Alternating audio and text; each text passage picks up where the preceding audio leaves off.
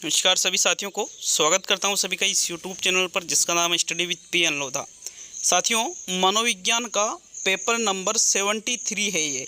इसके पहले मैं मनोविज्ञान के 72 टेस्ट करवा चुका हूं और 100 टेस्टों की ये सीरीज चल रही है। तो बिल्कुल कंप्लीट पेपर पूरे 30 प्रश्नों का है, जो कि रीट लेवल 1 के लिए, रीट लेवल 2 के लिए, थर्ड ग्रेड की जो मुख्य भर्ती होगी उनमें भी लेवल 1 और लेवल 2 के लिए, साथ ही आपके सेकंड ग्रेड की शिक्षक भर्ती और फर्स्ट ग्रेड शिक्षक भर्ती के लिए भी ये बेहद उपयोगी है। तो पूरे 30 प्रश्नों को करना और लास्ट में कमेंट बॉक्स में कमेंट करके जाना कि 30 में से आपके कितने प्रश्न सही हो रहे हैं। तो चलिए शुरू करते हैं आज की इस वीडियो को। पहला प्रश्न देखेंगे साथियों, प्रश्न संख्या 1 है। यहाँ पर देखिएगा, रामू का लड़का बहुत ही उद्दंडी था। तो किसी ने बताया कि रामू भी जब छोटा था तो बिल्कुल उद्दंडी ही था। तो उसकी माँ ने कहा, जैसा बाप वैसा बेटा। उपयुक्त कथन किस सिद्धांत की तरफ इशारा कर रहा है? प्रतिगमन का सिद्धांत, विभिन्नता का सिद्धांत, समानता का सिद्धांत और बीज कोश की निरंतरता का सिद्धांत। तो प्रश्न संख्या 1 में राइट आंसर बताइए, कौन सा विकल्प आपका पहले प्रश्न में सही उत्तर होगा। तो साथियों, प्रश्न संख्या 1 में यहाँ पर बात की जा रही है समानता के सिद्धांत की। किस सिद्धांत की बात की जा रही है? समानता के सिद्धांत की, क्योंकि समानता का सिद्धांत यहाँ पर लागू होता है कि जैसा बाप वैसा बेटा, मतलब दोनों समान। तो थर्ड विकल्प आपके प्रश्न संख्या 1 में सही रहेगा। नेक्स्ट प्रश्न संख्या 2 की ओर बढ़ते हैं। तो आपके दूसरा प्रश्न है, वुडवर्थ के अनुसार व्यक्ति की उत्तेजित अवस्था ही प्रेम है, क्रोध है, भय है और संवेग है। तो प्रश्न संख्या 2 में देखिएगा, व्यक्ति की उत्तेजित अवस्था को ही क्या कहा जाता है? संवेग कहा जाता है। चौथा विकल्प आपके प्रश्न संख्या 2 में सही रहेगा साथियों। नेक्स्ट प्रश्न संख्या 3 की ओर बढ़ते हैं। तो तीसरा प्रश्न देखेंगे, आपके प्रश्न संख्या 3 है, गिलफोर्ड के अनुसार संवेगों की संख्या है 4, 3, 5 और 1। तो गिलफोर्ड ने संवेगों की संख्या कितनी बताई है? प्रश्न संख्या 3 में राइट आंसर बताइएगा। देखिए, गिलफोर्ड के अनुसार अगर संवेगों की संख्या की बात करें तो गिलफोर्ड ने संवेगों की संख्या 3 बताई है। कितनी बताई है? 3। आपके सेकंड विकल्प तीसरे प्रश्न में सही है। नेक्स्ट प्रश्न नंबर 4 की ओर बढ़ेंगे। तो चौथा प्रश्न है आपके, प्रश्न नंबर 4 है, विलियम मैकडूगल के अनुसार संवेगों की संख्या 14 है, जिनमें से ये संवेग नहीं है क्रोध, श्रेष्ठता की भावना, कामुकता और सामूहिकता। तो देखो, विलियम मैकडूगल ने एक सिद्धांत दिया है संवेगात्मक विकास का सिद्धांत। साथियों, इस संवेगात्मक विकास के सिद्धांत में विलियम मैकडूगल के द्वारा 14 संवेग बताए गए हैं और 14 ही मूल प्रवृत्तियां बताई है। अब जो 14 संवेग बताए हैं, तो इन 4 विकल्पों में से कौन सा संवेग नहीं है? प्रश्न संख्या 4 का सही उत्तर बताइए। देखिए, इन्होंने क्रोध नामक संवेग बताया है, श्रेष्ठता की भावना नामक संवेग बताया है, कामुकता संवेग बताया है, लेकिन सामूहिकता साथियों संवेग नहीं है, बल्कि सामूहिकता क्या है? मूल प्रवृत्ति है। क्या है? मूल प्रवृत्ति है सामूहिकता। तो विकल्प नंबर 4 आपके प्रश्न संख्या 4 का सही उत्तर है। नेक्स्ट प्रश्न संख्या 5 की ओर बढ़ेंगे। तो चलिए पांचवा प्रश्न देख लेते हैं। आपके प्रश्न संख्या 5 ये रहा, देखिएगा, मनोसामाजिक विकास का सिद्धांत जो एरिक्सन द्वारा प्रतिपादित है कि पहचान बनाम पहचान भ्रांति की आयु है 3 से 6 वर्ष, 6 से 12 वर्ष, 12 से 18 वर्ष और 20 से 30 वर्ष। तो साथियों, एक सिद्धांत आता है आपके मनोसामाजिक विकास का सिद्धांत। बाल विकास के सिद्धांतों के अंतर्गत कौन सा सिद्धांत आता है? मनोसामाजिक विकास का सिद्धांत। अब ये सिद्धांत किसके द्वारा दिया गया है? इरिक एरिक्सन के द्वारा मनोसामाजिक विकास का सिद्धांत दिया है। अब इसमें इन्होंने कुल 8 अवस्थाओं का प्रतिपादन किया है, जिसमें से एक अवस्था है आपके पहचान बनाम पहचान भ्रांति। तो इसकी उम्र पूछी है कि कितनी इसकी उम्र होती है साथियों, पहचान बनाम पहचान भ्रांति की। तो पांचवें प्रश्न में राइट आंसर देखिएगा, आपके प्रश्न संख्या 5 में तीसरा विकल्प सही है साथियों, 12 से 18 वर्ष यहाँ पर पहचान बनाम पहचान भ्रांति की आयु होती है। तो तीसरा विकल्प आपका सही है। देखिए, 12 से 18 वर्ष मतलब बात की जा रही है किशोर अवस्था की। किशोर अवस्था में किशोर की सोच क्या रहती है कि मेरा समाज में क्या स्थान है, लोग मुझे किस नाम से जानते हैं, लोग मेरा सम्मान करते हैं नहीं करते हैं, ये चीज़ें उसके माइंड में बहुत ज़्यादा चलती रहती है। तो नेक्स्ट प्रश्न नंबर 6 की ओर बढ़ते हैं। आपके प्रश्न संख्या 6 है, RT 2009 1 अप्रैल 2010 को किस राज्य को छोड़कर संपूर्ण भारत में लागू हो गया था? छत्तीसगढ़ में, कर्नाटक में, उत्तराखंड में और जम्मू कश्मीर में। तो प्रश्न संख्या 6 में राइट आंसर बताइए, कौन सा विकल्प आपका सही है। पहला छत्तीसगढ़ सही है, या कर्नाटक सही है, या उत्तराखंड सही है, या जम्मू कश्मीर सही है। तो साथियों, आरटी एक्ट 2009 1 अप्रैल 2010 को लागू हुआ था संपूर्ण भारत में, लेकिन एक राज्य को छोड़कर, किस राज्य को छोड़कर, जम्मू कश्मीर को छोड़कर। चौथा विकल्प आपके प्रश्न संख्या 6 में सही है। चलिए नेक्स्ट प्रश्न संख्या 7 की ओर बढ़ते हैं। तो आपके 7वां प्रश्न है, ऐसा व्यवहार जिसमें व्यक्ति किसी क्रिया के प्रति क्रिया करने के लिए मुक्त होता है कहलाता है। प्रतिक्रियात्मक व्यवहार, क्रिया प्रसूत व्यवहार, आकृतिकरण व्यवहार और स्वतः व्यवहार। तो 7वें प्रश्न का सही उत्तर बताओ, कौन सा विकल्प आपके प्रश्न नंबर 7 में सही है। तो देखो, यहाँ पर बात की जा रही है कि कोई भी हम व्यवहार करते हैं जिसमें व्यक्ति किसी क्रिया के प्रति क्रिया करने के लिए कैसे हो रहा है, मुक्त हो रहा है। मुक्त मतलब स्वतंत्र है, उसकी इच्छा है तो क्रिया करेगा, नहीं तो नहीं करेगा। अर्थात ऐसे व्यवहार को क्या नाम दिया गया है साथियों, क्रिया प्रसूत व्यवहार, ऐसे व्यवहार को नाम दिया गया है। जबकि वह व्यवहार जिसमें व्यक्ति स्वतंत्र नहीं होता है बल्कि उसको क्रिया के प्रति क्रिया करनी ही पड़ती है, वो साथियों उसको क्या कहा जाता है, उसको प्रतिक्रियात्मक व्यवहार कहा जाता है। तो यहाँ दूसरा विकल्प आपके 7वें प्रश्न में सही है। चलिए 8वें प्रश्न की ओर बढ़ेंगे। आपके प्रश्न संख्या 8 है, अभिवृद्धि और विकास एक दूसरे के विरोधी है, एक दूसरे के पूरक है, दोनों या इनमें से कोई नहीं। तो कोई नहीं विकल्प कभी भी आपके एग्ज़ाम में सही नहीं होता है। मेन एग्ज़ाम जब आपके होता है, जैसे अभी आपके रीट का एग्ज़ाम है जुलाई में, तो साथियों एक चीज़ का विशेष ध्यान रखना कि कभी भी कोई सा भी प्रश्न हो, अगर विकल्प में हमेशा चौथा ही विकल्प आपके रहता है, इनमें से कोई नहीं वाला, और वो कभी भी आंसर आपका राइट नहीं होता है। तो देखो, एक विकल्प तो यहाँ से हटा दिया, विरोधी और पूरक या दोनों, इनमें से आपका एक आंसर रहेगा। तो अभिवृद्धि और विकास एक दूसरे के विरोधी नहीं होते हैं साथियों, बल्कि एक दूसरे के पूरक ये होते हैं, इनको एक दूसरे का पूरक माना जाता है। दूसरा विकल्प आपके प्रश्न 8 में सही है। नेक्स्ट प्रश्न संख्या 9 की ओर बढ़ेंगे। तो चलिए 9वां प्रश्न देख लेते हैं। जीवन का सबसे दुख का काल कौन सा है? मध्य संधि काल, वयः संधि काल, उत्तर संधि काल, मिश्रित संधि काल। तो प्रश्न संख्या 9 का सही आंसर बताओ, जीवन का सबसे दुख का काल इनमें से कौन सा है साथियों। तो राइट आंसर देख लेते हैं आपके प्रश्न संख्या 9 में। जीवन का सबसे दुख का काल किसको कहा जाता है? वयः संधि काल को जीवन का सबसे दुख का काल कहा जाता है। वयः संधि काल का मतलब क्या होता है साथियों? किशोर अवस्था। जीवन का सबसे दुख का काल इसको ही कहते हैं, किशोर अवस्था को। विकल्प 2 आपके प्रश्न संख्या 9 में सही है। हालांकि गोल्डन एज भी इसे ही कहते हैं, गोल्डन एज भी किशोर अवस्था को ही कहते हैं। 12 से 18 वर्ष के आसपास चलती है ये।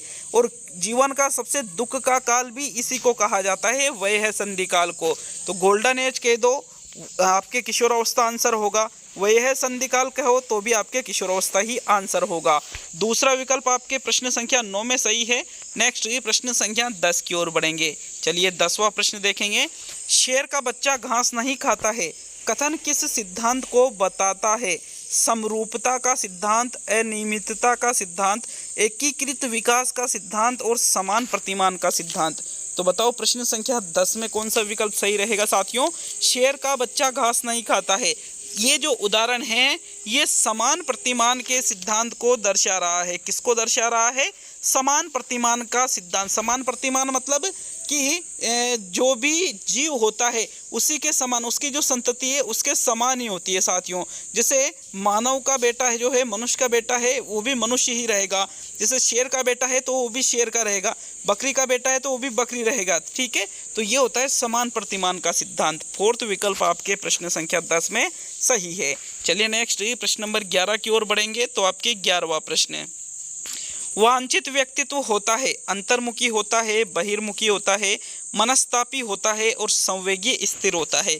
तो इनमें से वांछित व्यक्तित्व किसका होता है? वह जो अंतर्मुखी हो, या फिर वह जो बहिर्मुखी हो, या फिर वो मनस्तापी हो या संवेगी स्थिर हो। तो प्रश्न संख्या 11 में कौन सा विकल्प सही है? देखो राइट आंसर है इसका 11वें प्रश्न में, वांछित व्यक्तित्व संवेगी स्थिर होता है। संवेगात्मक रूप से जो स्थिर है, संवेगों को जिसने कंट्रोल कर रखा है साथियों, उसका ही व्यक्तित्व सबसे बढ़िया माना जाता है। इसलिए फोर्थ विकल्प आपके प्रश्न संख्या 11 का सही उत्तर है। चलिए नेक्स्ट प्रश्न नंबर 12 की ओर बढ़ेंगे।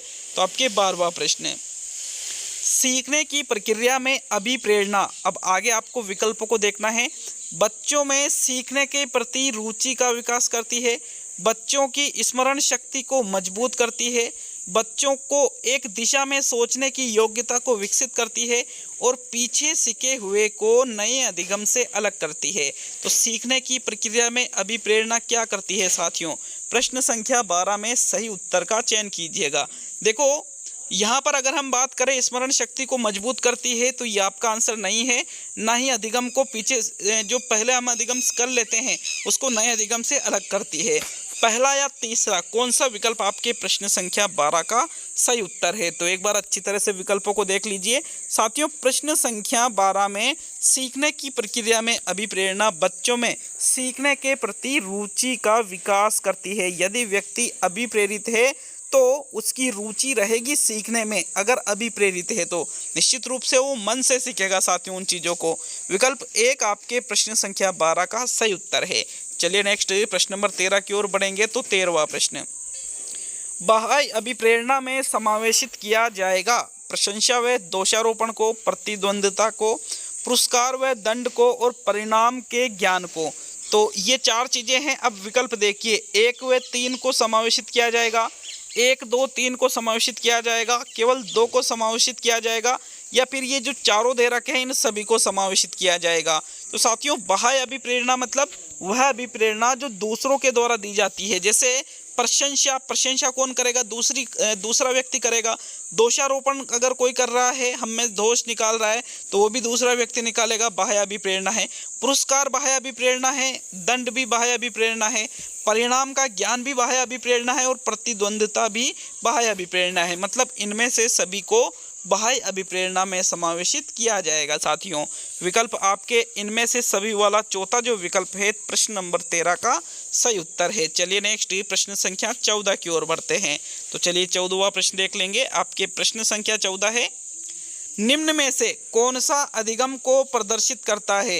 हाथ जोड़कर अध्यापक का अभिवादन करना, स्वादिष्ट भोजन देखकर मुंह में लार आना, चढ़ना, भागना व फेंकना 3 से 5 वर्ष की अवस्था में, और इनमें से सभी।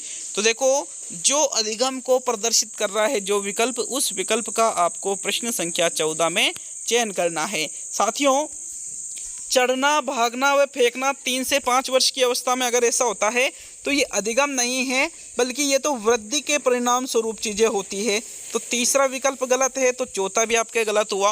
अब पहला या दूसरा कौन सा विकल्प आपके प्रश्न संख्या 14 का सही उत्तर है? तो प्रश्न नंबर 14 में पहला विकल्प सही है, हाथ जोड़कर अध्यापक का अभिवादन करना अधिगम को प्रदर्शित कर रहा है। नेक्स्ट प्रश्न नंबर 15 की ओर बढ़ेंगे। तो 15वां प्रश्न देख लेते हैं। प्रश्न संख्या 15 है, निम्न में से अभिप्रेरणा का मूल तत्व नहीं है आवश्यकता, प्रणोद, उपलब्धि और प्रोत्साहन अथवा लक्ष्य। तो इनमें से कौन से विकल्प में अभिप्रेरणा का मूल तत्व नहीं दे रखा है साथियों? अगर बात करें हम अभिप्रेरणा के मूल तत्वों की, तो अभिप्रेरणा के 3 मूल तत्व होते हैं। कितने मूल तत्व होते हैं? 3 मूल तत्व होते हैं। कौन कौन से? एक आपके आवश्यकता है, एक आपके प्रणोद है जिसको अंतर्नोद भी कहा जाता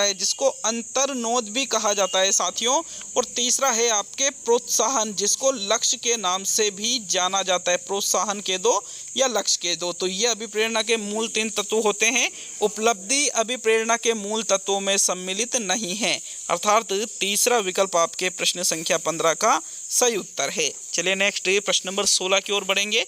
तो आपके 16वां प्रश्न, निम्न में से कौन चिंतन में हमेशा सम्मिलित नहीं होता है? भाषा, संप्रत्यय, प्रतीक और प्रतिमा। तो जो चिंतन में हमेशा सम्मिलित नहीं होता है उसका चयन आपको प्रश्न संख्या 16 में करना है साथियों। चिंतन में यहाँ पर संप्रत्यय, प्रतीक और प्रतिमा, ये तीनों चीज़ें हमेशा सम्मिलित होती है, लेकिन ये जरूरी नहीं है कि भाषा जो है वो चिंतन में हमेशा सम्मिलित हो। तो 16वें प्रश्न में आपके प्रथम विकल्प सही रहेगा साथियों।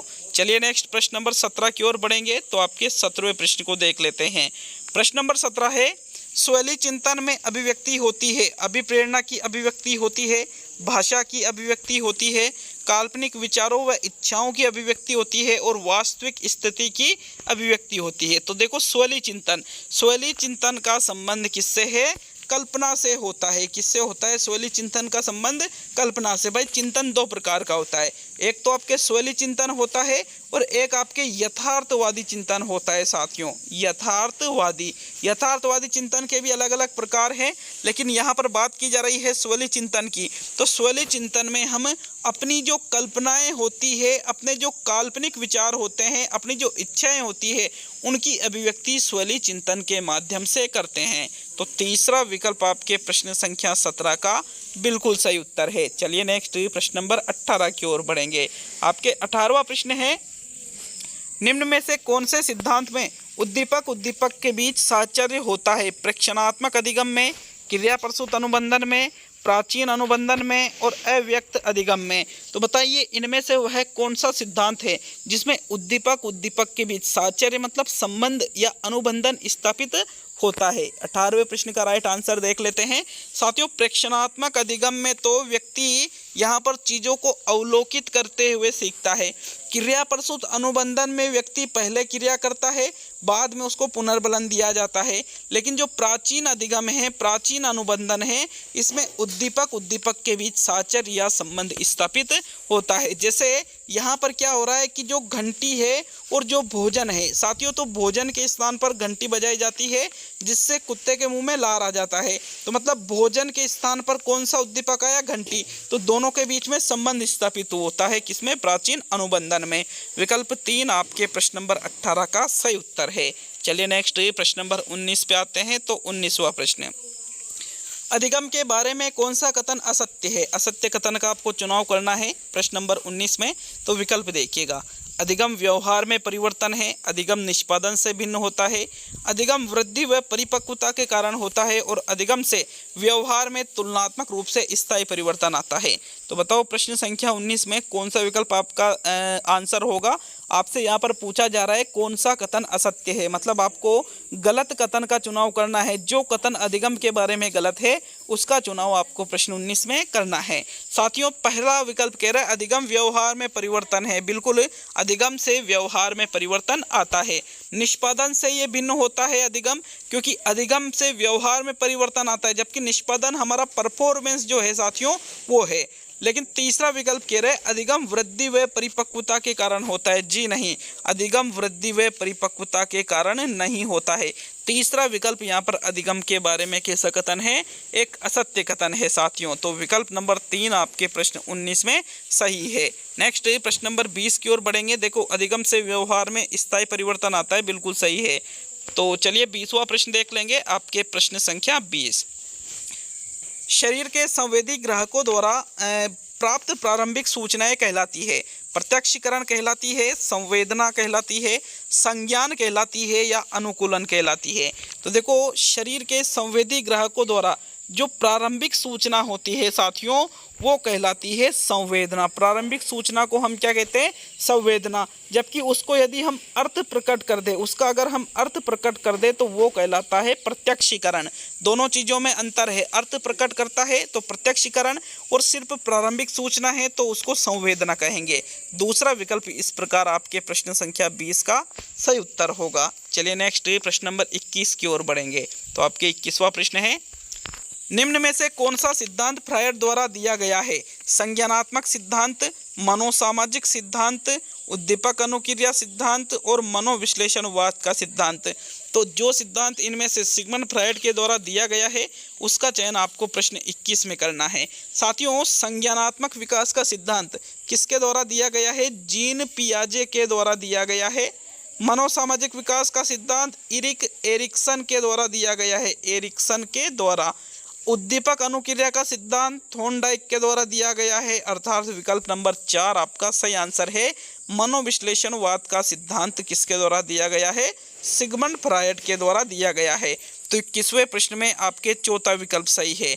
देखिए, संज्ञानात्मक सिद्धांत में 4 अवस्थाएं इन्होंने बताई है, मनोसामाजिक सिद्धांत में 8 अवस्थाएं बताई है और उद्दीपक अनुक्रिया के सिद्धांत में 3 तो मुख्य नियम सीखने के बताए हैं और 5 गौण नियम अधिगम या सीखने के बताए हैं साथियों।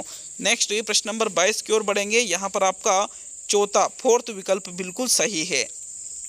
तो 22वां प्रश्न देखेंगे, डीएटी में किसका मापन होता है? बुद्धि का मापन होता है, सांवेगिक बुद्धि का मापन होता है, अभिवृत्ति का मापन होता है और अभिक्षमता का मापन होता है। साथियों, डिफरेंस एप्टीट्यूड टेस्ट यहाँ पर ये जो है इसमें किसका मापन होता है? इसमें अभिक्षमता का मापन होता है। किसका मापन होता है?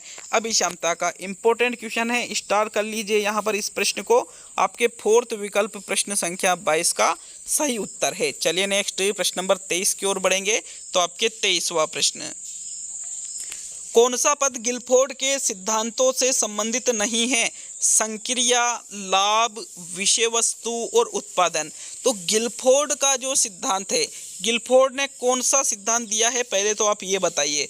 देखो, गिलफोर्ड के द्वारा बुद्धि का त्रिविमीय सिद्धांत दिया गया है साथियों। कौन सा सिद्धांत दिया गया है? त्रिविमीय सिद्धांत दिया गया है। इसको संक्रिया उत्पाद का सिद्धांत भी कहते हैं। संक्रिया उत्पाद का सिद्धांत भी इसको कहते हैं। और इसमें इन्होंने 3 तत्व बताए हैं, विषय वस्तु, संक्रिया और उत्पाद। यहाँ पर लाभ जैसा कोई पद इन्होंने नहीं बताया है। यहाँ जो दूसरा विकल्प, सेकंड विकल्प है साथियों आपके, ये गिलफोर्ड के सिद्धांत से संबंधित नहीं है। तो 23वें प्रश्न में आपके दूसरा विकल्प बिल्कुल सही रहेगा। नेक्स्ट प्रश्न संख्या 24 की ओर बढ़ते हैं। अगर आपको वीडियो अच्छा लगे तो वीडियो को लाइक और शेयर जरूर करिएगा साथियों, और चैनल पर नए हो तो चैनल को सब्सक्राइब जरूर करिएगा, क्योंकि चैनल को सब्सक्राइब करोगे तो निश्चित रूप से जो मैं ये वीडियो बना रहा हूँ ये आप तक पहुँच पाएंगे। चलिए नेक्स्ट प्रश्न नंबर 24 की ओर बढ़ेंगे। तो आपके 24वां प्रश्न, निम्न में से कौन सी व्यक्तित्व के स्व प्रतिवेदन मापक है? रोर्शा परीक्षण, टीएटी, सीएटी और एमएमपीआई। तो जो यहाँ पर स्व प्रतिवेदन मापक के अंतर्गत आता है व्यक्तित्व मापन में, उसका चयन आपको प्रश्न संख्या 24 में करना है साथियों। देखो, रोर्शा शाही धब्बा परीक्षण व्यक्तित्व मापन की प्रक्षेपी विधि है। कैसी विधि है? प्रक्षेपी विधि है। टीएटी व्यक्तित्व मापन की प्रक्षेपी विधि है। सीएटी व्यक्तित्व मापन की प्रक्षेपी विधि है। लेकिन एमएमपीआई जो है साथियों, ये स्व प्रतिवेदन मापक के अंतर्गत सम्मिलित होता है। मोस्ट इंपोर्टेंट क्वेश्चन है ये भी, आपके फोर्थ विकल्प 24 में सही है। चलिए नेक्स्ट प्रश्न नंबर 25 की ओर बढ़ेंगे। तो 25वां प्रश्न, निम्न में से कौन सी तकनीक अचेतन मन में छिपी भावनाओं को जानने में उपयोगी है? स्थिति परक परीक्षण, साक्षात्कार, 16P प्रश्नावली और वाक्य पूर्ति परीक्षण। तो देखो, अचेतन मन की जो भावनाएं होती है, मतलब जिन चीज़ों को हमने दबा रखा है, यदि उसको जानना है तो अचेतन मन में जाना होगा। और अचेतन मन में किसके माध्यम से जाया जाता है? प्रक्षेपी विधियों के माध्यम से जाया जाता है साथियों। मतलब इनमें से प्रक्षेपी विधि का आपको चयन करना है। तो 25वें प्रश्न में जो प्रक्षेपी विधि है वो है विकल्प नंबर 4 पर। SCT सेंटेंस कंप्लीशन टेस्ट, वाक्य पूर्ति परीक्षण जो है साथियों, यह अचेतन मन में छिपी भावनाओं को हम इसके माध्यम से जान सकते हैं। फोर्थ विकल्प आपके सही है, यह एक प्रक्षेपी विधि है। बाकी ये तीनों ही प्रक्षेपी विधियों में सम्मिलित नहीं है। तो 25वें में आपके फोर्थ विकल्प सही है। नेक्स्ट प्रश्न नंबर 26 की ओर बढ़ते हैं। आपके 26वां प्रश्न, निम्न में से कौन सी व्यक्तित्व मापन की व्यवहारात्मक विश्लेषण विधि नहीं है? साक्षात्कार विधि, स्थिति परक परीक्षण, रोर्शा परीक्षण और प्रेक्षण। साथियों, जो व्यवहारात्मक विश्लेषण विधि नहीं है 26वें प्रश्न में, उसका आपको चयन करना है। तो देखो, साक्षात्कार जो है ये व्यवहारात्मक विश्लेषण विधि है। स्थिति परक परीक्षण जो है ये भी व्यवहारात्मक विश्लेषण विधि है। प्रेक्षण का मतलब अवलोकन करना, यह भी व्यवहारात्मक विश्लेषण विधि है। लेकिन रोर्शा परीक्षण है साथियों, यह व्यवहारात्मक विश्लेषण विधि नहीं है, बल्कि यह क्या है? एक प्रक्षेपी परीक्षण है। कैसा परीक्षण है? प्रक्षेपी। तो विकल्प नंबर आपका जो 3 है प्रश्न संख्या 26 का बिल्कुल सही उत्तर है। चलिए नेक्स्ट प्रश्न नंबर 27 की ओर बढ़ेंगे। तो आपके 27वां प्रश्न, साथियों 27वां प्रश्न है, रोरशा शाही धब्बा परीक्षण किस श्रेणी में आता है? व्यवहारात्मक विश्लेषण में, प्रक्षेपी तकनीक में, स्वयं प्रतिवेदन मापक में और स्थिति परक परीक्षण में। तो देखो सभी चीज़ें याद होना चाहिए। स्वयं प्रतिवेदन मापक में कौन कौन सी विधियाँ आती है, व्यवहारात्मक विश्लेषण में कौन कौन सी विधियाँ आती है, स्थिति परक परीक्षण ये तो अलग से नहीं दे रखा है साथियों। स्थिति परक परीक्षण तो ये किस में आता है? व्यवहारात्मक विश्लेषण में आ जाता है। और प्रक्षेपी तकनीक क्या है साथियों? ये रोरशा शाही धब्बा परीक्षण जो है ये प्रक्षेपी तकनीक के अंतर्गत ही आता है। तो 27वें प्रश्न में आपके सेकंड विकल्प बिल्कुल सही रहेगा। देखो 3 चीज़ें याद होना चाहिए कि प्रक्षेपी परीक्षण या प्रक्षेपी जो तकनीक है, जो विधियां हैं वो कौन कौन सी है, स्वयं प्रतिवेदन मापक कौन कौन से हैं, व्यवहारात्मक विश्लेषण विधियां कौन कौन सी है। अगर यहाँ से 101% आपके 2 प्रश्न आने वाले 101% इन तीनों चीज़ों में से, इन तीनों चीज़ों के अंदर से, तो ये चीज़ें तो आपको अच्छी तरह से याद होना ही चाहिए कि प्रक्षेपी कौन कौन सी है, व्यवहारात्मक विश्लेषण विधियां कौन कौन सी है और स्वयं प्रतिवेदन मापक कौन सा है। पिछली बार भी रीट में 2 प्रश्न यहाँ से पूछे गए थे साथियों। तो देखो अगर आपको नहीं पता है तो मैं इसके लिए अलग से एक छोटा सा 10 मिनट का वीडियो भी बना सकता हूँ। नेक्स्ट ये प्रश्न नंबर 28 की ओर बढ़ते हैं। यहाँ पर आपके दूसरा विकल्प सही है प्रश्न नंबर 27 में। तो आपके 28वां प्रश्न, शर्म व गर्व जैसी भावना का विकास किस अवस्था में होता है? शैशवावस्था में, बाल्यावस्था में, किशोर अवस्था में और वृद्धावस्था में। तो देखो शर्म व गर्व जैसी भावना का विकास बालक में शैशवावस्था में या वृद्धावस्था में नहीं होता है, बल्कि जब उसकी जो एज है, उसकी जो उम्र है 6 से 12 वर्ष के मध्य होती है, तब उसमें शर्म व गर्व जैसी भावना का विकास होता है। मतलब 6 से 12 वर्ष कौन सी अवधि है? बाल्यावस्था है। तो सेकंड विकल्प आपके 28 में सही है। अब आज का सेकंड लास्ट मतलब 29वां प्रश्न देखेंगे। साथियों कमेंट करके जरूर बताइए कि भाई 30 में से आपके कितने प्रश्न सही बैठ रहे हैं, जरूर कमेंट करिएगा साथियों। और किसी प्रश्न में अगर आपको लगता है कि यार इस प्रश्न में कुछ त्रुटि है तो आप कमेंट बॉक्स बिल्कुल आपके लिए ओपन है, कमेंट कर दीजिएगा अपने विचारों को। तो 29वां प्रश्न, निम्न में से कौन सा नकारात्मक संवेग है? आनंद, चिंता, आशा और उपलब्धि। तो देखो यहाँ पर नकारात्मक संवेग मतलब जिससे हमें दुख मिलता है, तो आनंद से, आशा से और उपलब्धि से, इन तीनों चीज़ों से तो हमें खुशी मिलेगी, लेकिन चिंता क्या है साथियों? एक नकारात्मक संवेग है। तो सेकंड विकल्प आपके 29वें प्रश्न का सही उत्तर होगा। नेक्स्ट 30वां प्रश्न देख लेंगे जो कि आज का अंतिम प्रश्न है। तो चलिए 30वें प्रश्न की ओर बढ़ते हैं। वह मानसिक क्षमता जिससे व्यक्ति ठोस वस्तुओं के महत्व को समझता है कौन सी बुद्धि है? सामाजिक बुद्धि है, मूर्त बुद्धि है, अमूर्त बुद्धि है और इनमें से सभी। तो देखो यहाँ पर 30वें प्रश्न का राइट आंसर बताइए, कौन सा विकल्प आपका प्रश्न संख्या 30 में सही उत्तर होगा। तो देख लेते हैं 30वें प्रश्न का राइट आंसर। और ये प्रश्न करने के बाद में आपके ये 73 टेस्ट कंप्लीट है साथियों। 27 टेस्ट आना और बाकी आपके अभी एग्ज़ाम के पहले। तो बिल्कुल निश्चिंत रहिएगा, पूरे 100 टेस्टों की सीरीज चलाई थी और 100 टेस्ट कंप्लीट भी करवाऊंगा साथियों। प्रश्न संख्या 30 में जो सही उत्तर है वो है विकल्प नंबर 2, मूर्त बुद्धि यहाँ पर अधिक है। जो व्यक्ति ठोस मतलब जो मूर्त चीज़ें हैं उनके बारे में ज़्यादा उनको महत्व देता है, उनको ज़्यादा समझता है, तो उसमें मूर्त बुद्धि की अधिकता होती है। 30वें प्रश्न में आपके दूसरा ही विकल्प सही है। तो ये कंप्लीट हुआ आपके पेपर नंबर 73। मिलते हैं अगले वीडियो में। बहुत बहुत धन्यवाद वीडियो को पूरा देखने के लिए।